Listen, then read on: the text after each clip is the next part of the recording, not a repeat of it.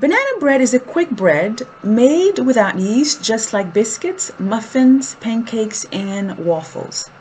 The leavening agent involved is either baking soda or baking powder. And according to my research, banana bread first became popular during the Great Depression in the 1930s because for many, during that very difficult time in our history, baking was therapy.